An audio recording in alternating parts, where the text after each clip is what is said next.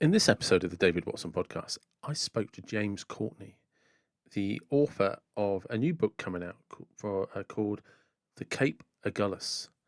And we had a great dialogue about how he came to start writing the book, where his ideas came from, and hopefully enough suspense to get you involved and want to find out more and go and buy the book. I will, of course, put the links in the description. And as always, please, if you enjoy this podcast, like, subscribe, and comment. It's always helpful. Share, always much appreciated. And without further ado,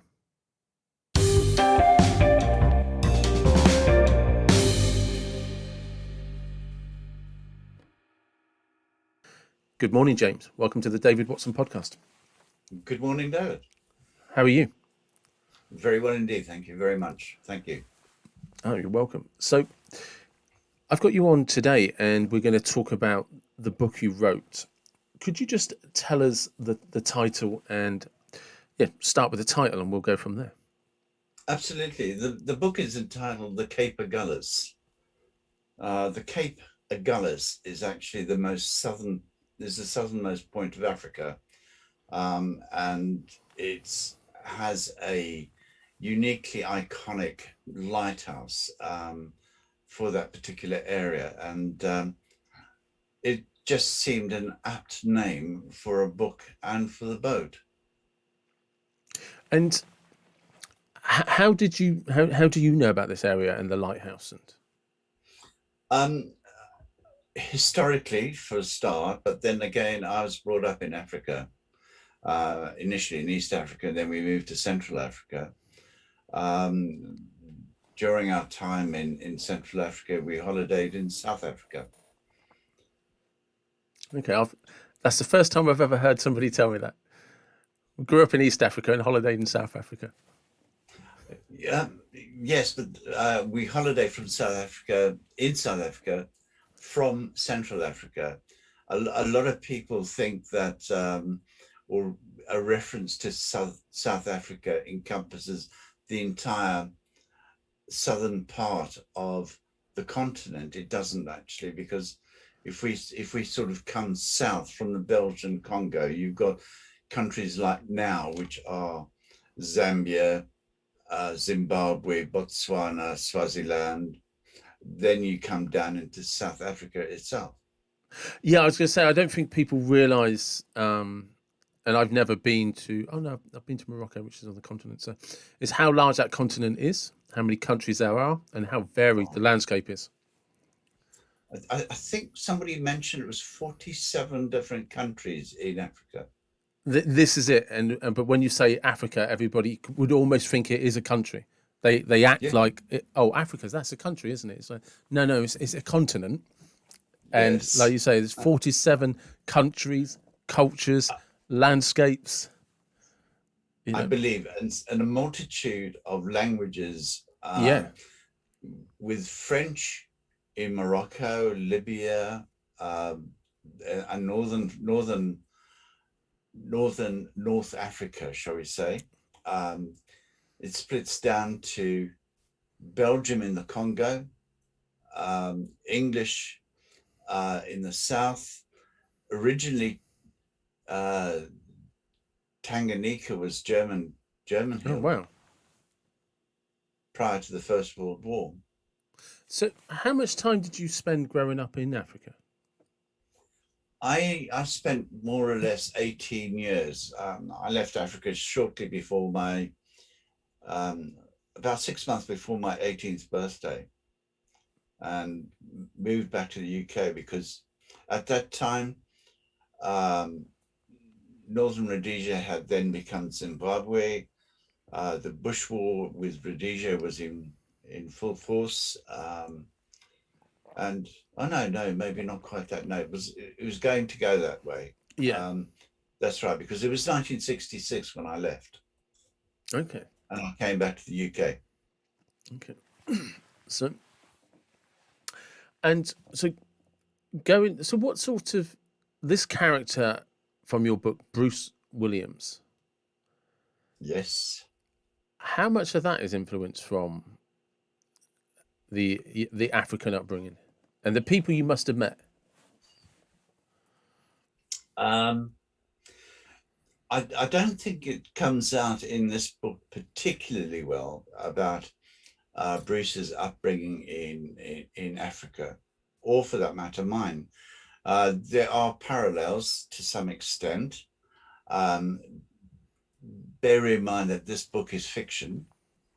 Um, and although there are truths insofar as that actual events that occurred are true.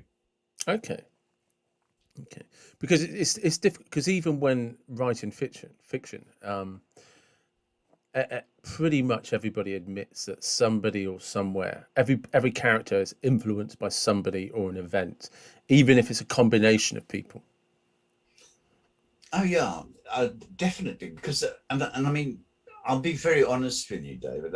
When I set off to write this book, I didn't I didn't set off to write a book per se. The whole episode started, believe it or not, we we were we were holidaying in Spain in February 2020, and it's winter in Spain, and yes, you do get the occasional days of bad weather, but the rest of the time, it's really nice. It rains one day, the next day the sun shines. And it was a particularly bad day, and we found ourselves trapped inside. And I found myself at my computer thinking, well, what can I do? And I decided what I would do would be to write, or to attempt to write, a descriptive passage. And I based that passage on the landing at Malaga Airport. Now, you have two methods of landing at Malaga Airport. One is from over the sea, one is from down the mountains. Coming in from the sea to Malaga can be quite disconcerting. It can be construed very similarly to landing at Gibraltar, for instance, or St. Yeah. Martin. Yeah, and it's one of those things. You're looking out the window and you're thinking, this is getting really low, and I can see the waves breaking here. And I'm thinking, I know the undercarriage down. I've seen the flaps are down, and then all of a sudden, this beach flashes underneath you, followed by almost instantly these motorhomes parked up on the side of the beach there, and then there's a flash of golf course, and then you're on the tarmac. And Yeah, I know that feeling because I've landed at Gibraltar, and for anyone that's never done it, trust yeah, me, you think you're about to land in the sea, but you I do think hit the Gibraltar. tarmac. Yeah. Gibraltar is probably worse than Malaga because it's Gibraltar's sea, then it's tarmac. Yeah, yeah. That's and, exactly you, how it is. and you go right across the road from that links Spain to Gibraltar. So it's quite unique. And as the aircraft flashes by, you see people standing at the barriers, Yeah, waving the aeroplane as flashing past. And you're I wondering, how long is this airfield? How long is this strip? And I know it's not very long no, because something like an A320, they are slamming on the brakes and reverse thrust like mad. I remember, like I said, when I landed at Gibraltar, I was convinced that I knew nothing of the airport of Gibraltar, and I was convinced that we were going into the sea. And I was, as I am, I'm quite calm about these things because there's nothing I can do about it. And then there was an almighty slam as the front end just crashed down onto the runway because they have to stop Oh, that so was a bit. hard. Yeah, Yeah, I would have a word with the pilot about I was grateful we were on solid ground. that. Yes. So you started Yes, writing a passage about Malaga Airport. that's right. The landing at Malaga Airport. That I thought, what name can I give him? And I used my own name initially, and I thought, no, this isn't right. Let's be a bit adventurous here. So I invented the name Bruce Williams, and I thought, I couldn't work out why the hell he was there. And I thought, well, what's he going to do? And ironically, um, the day before, we'd been down at the beach, And one of the Guardia Civil launches, which again is referred to in the book, I think I've given it the name, the Rio Geno, came up past our coast, our particular piece of coast, only about sort of 500 meters offshore. But you could hear those big marine diesels throbbing as she came up the coast. And you could hear it from about sort of a kilometer away very easily. And I thought, that's incredible, that big boat. And that gave me the idea then, right, he's come to Malaga to buy a boat. Okay. But And that, it just went from there. And it just progressed on and on and on, still with no intentions of it being published or becoming a book or anything else. It was just simply, I enjoyed writing it. see, I think sometimes when you're writing, those are the best ones. When you don't start off with any intention, but you get to one point and then you ask, well, how did we get here? Or like, so why is he in Malaga? He's going to buy a boat. And then, so then I suppose the next thing is he buys the boat. Yeah, he does. Now, boats aren't cheap, especially not the boats of the ilk that are described in the book. And reference is made to Princess 82. And there's also reference to Princess 70s or 72s. And they are not cheap boats to play around with. But No. at that point, no one has asked, and there's no mention as to how it is that he's able to afford, you know, £1.5 million boat, which a 2014 version would cost. Yeah. And so the book as it starts to go through, is this about discovering how he got his money or who's after him for his money? No, the book has several sort of plots, if you like. Yeah. Needless to say, there's romance involved. Bruce meets a woman half his age, just about, and they both fall in love with each other. They get married, and just before they get married, Bruce explains how he comes by his fortune, and his fortune has been achieved by a win, a substantial win in excess of £85 million on the lottery. And there have been a number of wins of that ilk. Yeah, there has. Yeah. I think there was one that was over 100 million, wasn't there? Yeah, I think there was a Euro one, was about 140 million or something. It was absolutely huge. Yeah. But then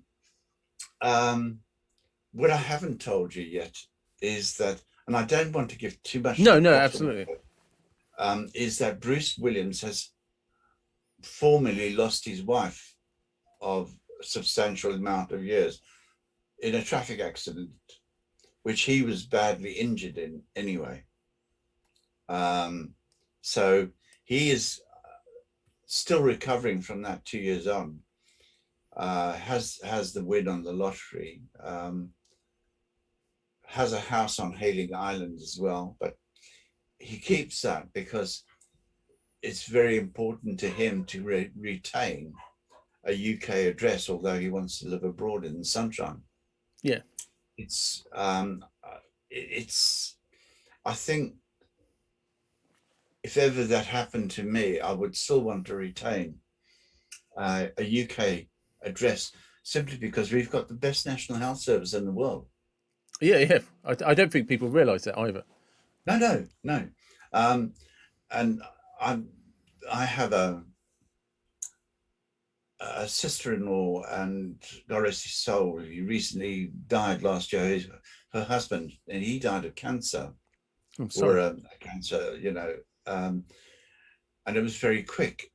And you have to ask how their health service operates and their food standards, and they rely on people from the family to do the nursing in the hospital rather than the nurses. The nurses are there um, to do the medicine part, not the nursing and keeping company and changing the beds and Yeah. stuff like that. So you're very dependent on families if you're in hospital in Spain. But nonetheless, they are good. They are good for what it is. And I'm not knocking it one bit. It's just the way of life. Yeah, no, I think people. I'm going to try and articulate this so it's not too clumsy, but I've always noticed, and I'm not saying that Great Britain is perfect in any way, shape, or form, right? There's always room for things that could be better, depending on your opinion, of course. But we, I know when people complain about this country, I immediately think, I don't think you've travelled very far and got into trouble anywhere. And by that, I mean, get on a plane, go to another country, and see what happens when you need medical assistance, legal assistance, or something goes wrong. It's all great when you're on a tour operator type holiday, but travel a bit and see what happens to the rest of the world. And then when you come home, you'll probably kiss the tarmac as you get off a plane. Well, better still, never mind flying from A to B, which is what most people do tend to do. Be adventurous. Get out in a camper van, a motorhome, something along that. Pack up a tent. Go and experience other people's lives. Live on a campsite. Eat locally. Mm. In France, in Germany, in Spain, Portugal. Get to know how these people live. Um, and I've never been to Greece before. I've been to Cyprus, but not to visit. But I hear of people taking these planes and going to these holiday places, but never going out, never experiencing the food. Have you ever eaten frog's legs? I have. I have Yeah, actually, yeah. And snails. snails, yeah, tough little buggers, aren't they? Yeah. Yeah. I mean, I mean, the garlic sauce is the best part of I it. was about to say, when I had the snails, it was the garlic sauce, and you just like, it's a good Yeah, job there was garlic sauce, and it's a good job the chef was doing a good job. But I know what you mean, because a friend and I have spent 5 years. Uh, so we did 2 weeks every year for 5 years, and we surfed from the Algarve to Cherbourg in France. So we did the entire west coast of Europe, and part of that was done in camper vans. But there yeah, was no hotels, no nothing involved. But there was a lot of driving, a lot of camper van holidays, campsites, a little bit of wild camping, but not much. Um, yeah, and it's a very different world when you start doing it that way. Um, and when we weren't in camper vans, we were staying in apartments, like Airbnb, where you are actually just living in a flat with all of the other people that live in that city, that town. And yeah, and I've done, like I said, I've done all of Portugal. North Portugal is amazing. Northern Spain is just phenomenal for everything, and then France, which is just vast. The west coast of France is vast because there's no big roads down that way, so it's all small roads, small towns, small communities, and like you say, it's the only way to experience it.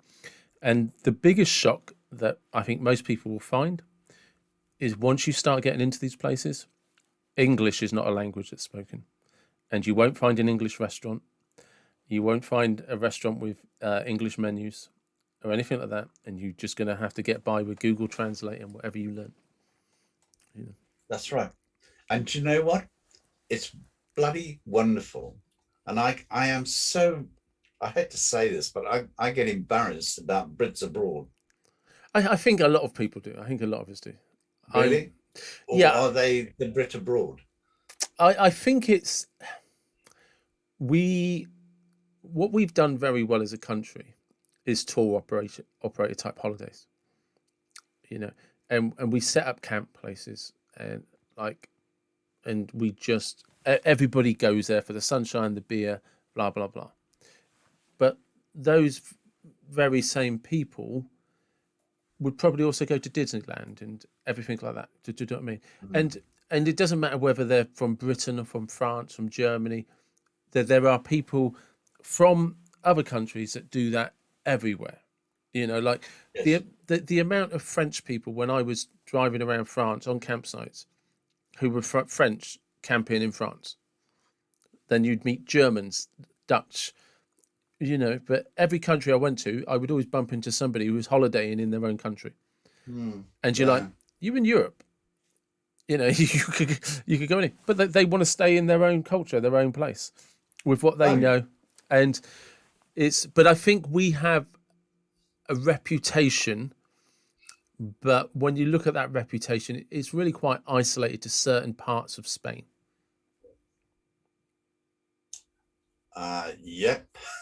I mean, you only have to go down the beachfront of Mallorca, for instance, or Yeah, Malaga, or and and English restaurants, yeah, and um, uh, English breakfast served, and Paddy's bar, and yeah, Guinness on exactly draft. that. You know, Yeah. if you go to the Um, Algarve, it's getting a bit like that, and golf courses. If you The funny yeah. thing is, if you go to Ibiza and step out of San Antonio, it's the most beautiful island.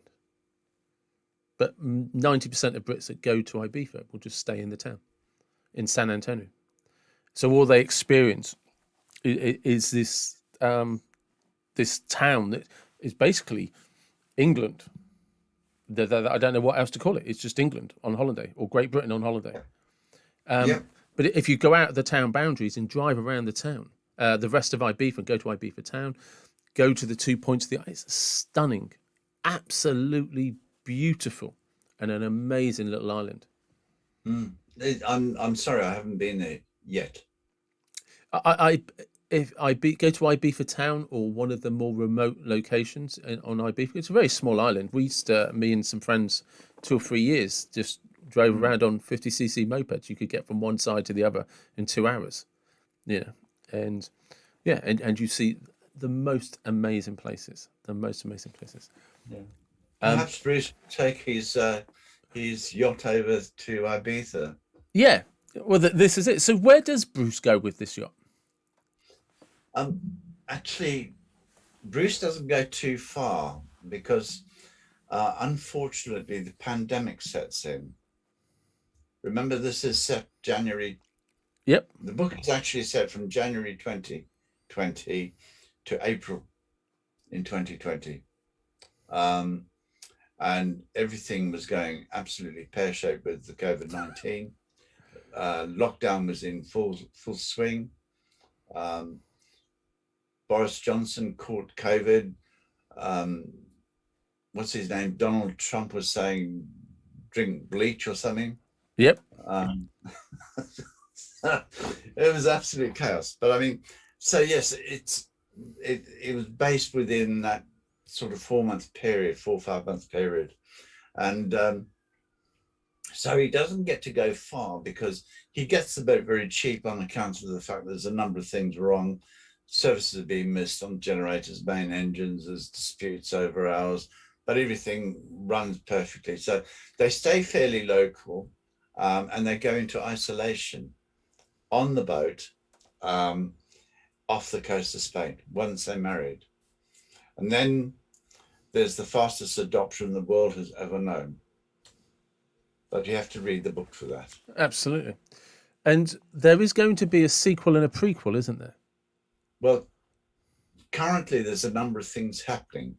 And maybe this is an aspect of this of subject that I would caution every new author to consider very, very carefully, and that is their choice of publisher. Yes. Now, I wrote once we decided that we'd written a book, let's get it published.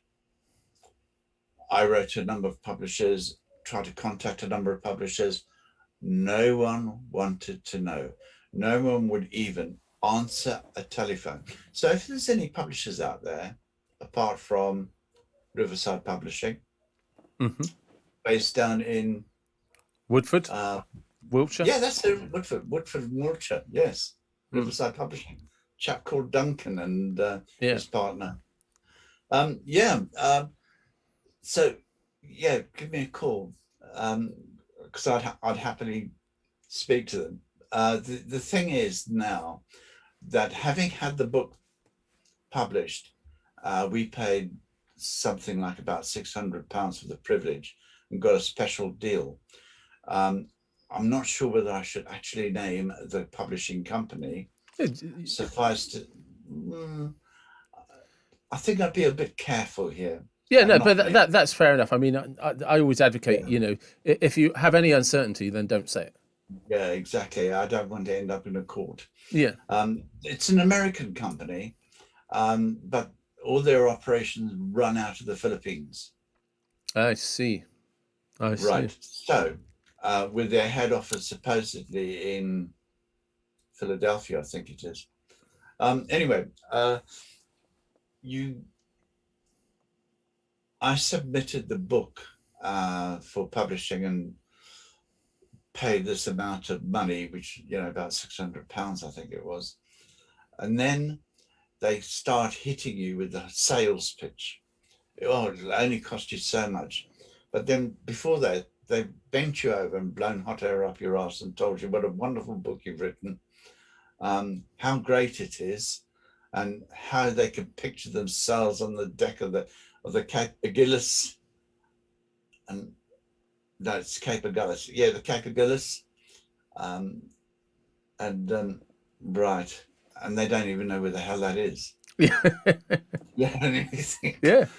why? I mean, I'm talking to some guy who's trying to sell me superb editing for something in excess of £3,000, and then they want to do the marketing project for another £2,500, and they're going to guarantee that your book will sell, and they want to provide this and that and the other for X of thousands of pounds again.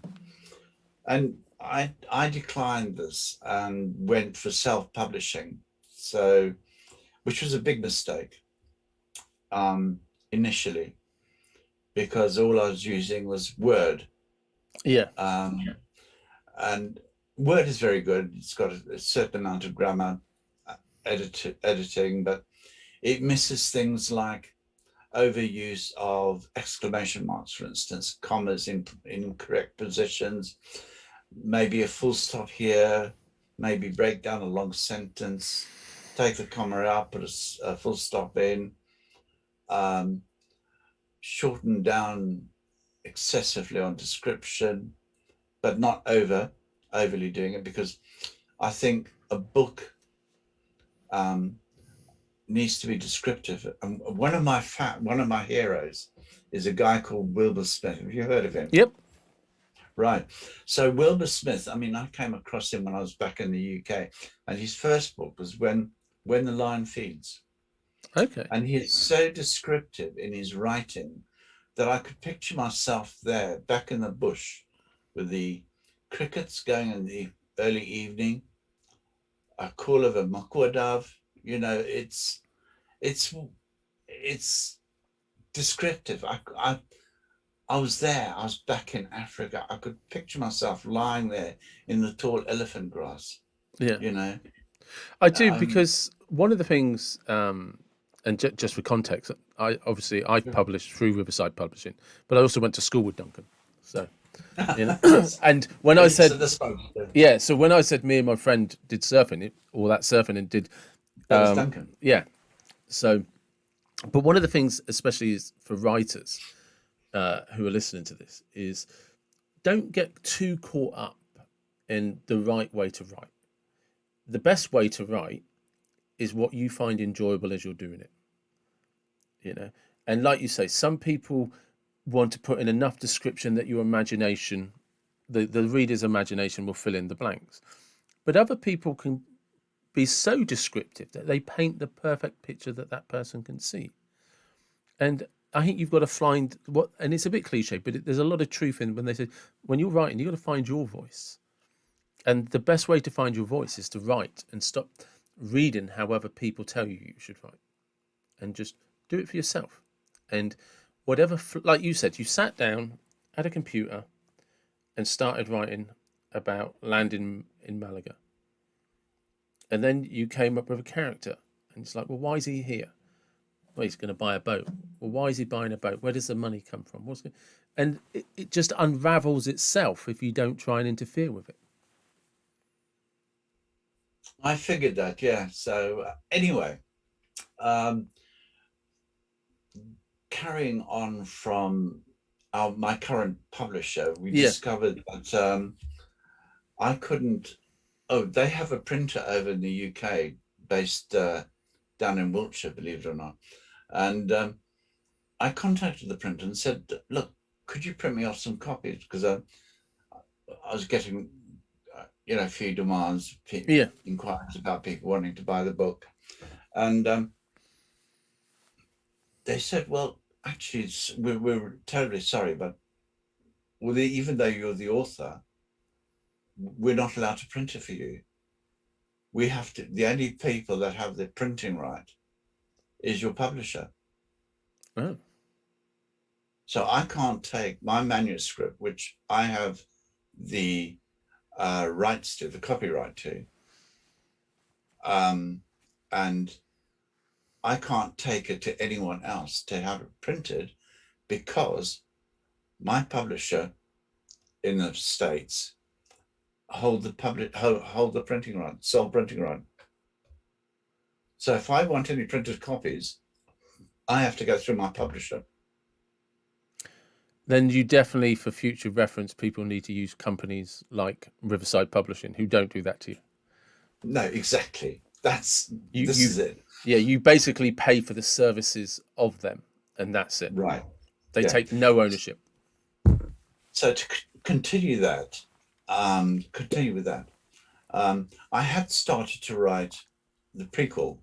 So that was about Bruce's early life. Mm-hmm. And Bruce started his life in Rhodesia before it became Zimbabwe. And I'm sort of 2/3 of the way through that, and I've decided there's got to be two prequels because there's a lot of time between the first prequel, the first book of the series, as it's going to be, then second book, and then the Cape Agulhas. Yeah. Then I can write a sequel to the Cape Agulhas, which will take Bruce on further. So, the prequel that you're currently writing, what sort of age is Bruce at the moment? Well, at the moment, Bruce has got. I mean, he's born. We've got to the stage where he's just about to turn 80. He'll be called up for national service in Rhodesia.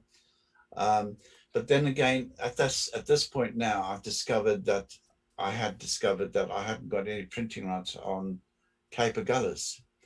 So with advice, I have started revamping Cape Agulhas to provide a second edition. Right. To which I will then submit to hopefully Riverside, if they give me a good deal, that we can then take to people like Waterstones and say, look, we have this book. This is the second edition. And the reason I've done the second edition is correctness, I think, to some degree. It's made it more readable the way I see it. The other thing is I've been able to include, very, very importantly, is connections to the prequels. Yes. If you that makes sense. That makes sense. It makes perfect sense. Because at the time of writing, I didn't even think about a prequel, let alone a sequel. No, that's thought about publishing. No, but this is what happens. Is you start writing books, and it it's very hard to explain to people who have never written a book that you don't know what's going to happen until you've finished it. And then you read it back. Absolutely. And then you start reading it back and give it a few months and a few weeks. And what turns into tweaks can, in your case, turn into, I want to do a prequel. I want to do 2 prequels. And, you know, it can be a path of enlightenment or it can be a dark path, whichever way you want to look at it, you know, because you open something up and there's a story to be told. And like you said, I mean, you hit it, you know, the nail bang on the head. It's until you've done it, you've no idea where the journey is going to take you. No. And I'm just lucky to be here today.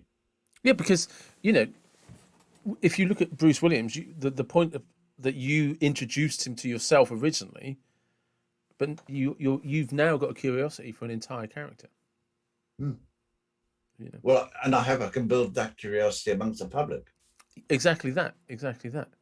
And one of the things, because it's on the press bio that was sent to me, I did want to ask you, is because you suffered a stroke while you were writing this. No, I'd actually written. It was I had actually submitted to the publisher before I had the stroke. Then I had the stroke, and I was still in hospital when I got the phone call to say from the publisher along the lines, Michael, how are you?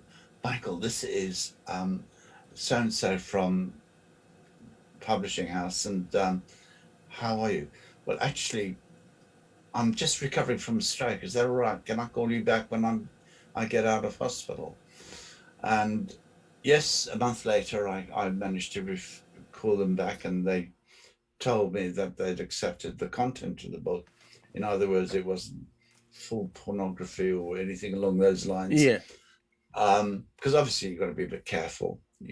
And it wasn't damning of anyone intentionally. And we then had to spend time coming up with a cover for the book. And it was that was post stroke.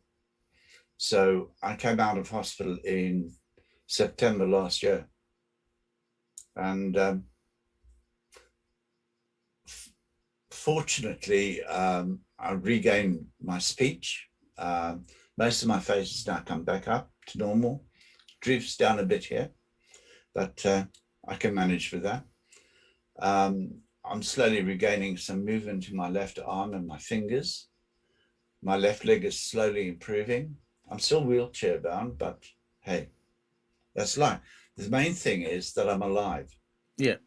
There's a lot of people who suffer strokes do not live or are left in such a state that I wouldn't want to live like that. And I really, initially, suffering or surviving a stroke, whichever way you want to look at it, is traumatic, absolutely traumatic. And you ask yourself, why the hell does that happen to me? But then there we go. So sorry, what was your conclusion to that then? So the conclusion to that was, yes, the book had been written, but all the corrections, all the editing was done post-stroke. And it wasn't until the book went for publishing in February that I'd read it, reread it, tried to correct it. I hadn't really looked at the grammar part, unfortunately. And I look at the first page now, and I'm embarrassed at times, I'll be honest with you. I am embarrassed. And so now for the second edition, I've made those corrections. It reads so much better. The plot is still there. The descriptions are there. So yes, it's okay. So how are you now with writing after the stroke? I type with one hand. You type with one hand. I type with one hand. Here we go, over the keyboard. I have, you can't see it, but I've got my left arm up here it's resting on a cushion. Yeah. I can put my index finger on the shift key or a control key or the caps lock. Okay, so you've adapted. Yeah.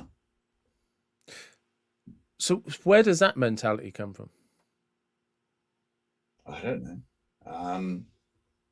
Pass. Where does the mentality of anyone who wants to survive and get on? I mean, I don't know where that comes from, really. I don't think it comes from my parents. It might come from my upbringing, possibly. Time in the forces. Who knows? It's just one of those inherent factors of mine that I will not give up. I'll not be beaten. And that's probably a great place to stop. Yeah. Thank you very much. My pleasure, David. Thank you so much for your time. No, you're very welcome.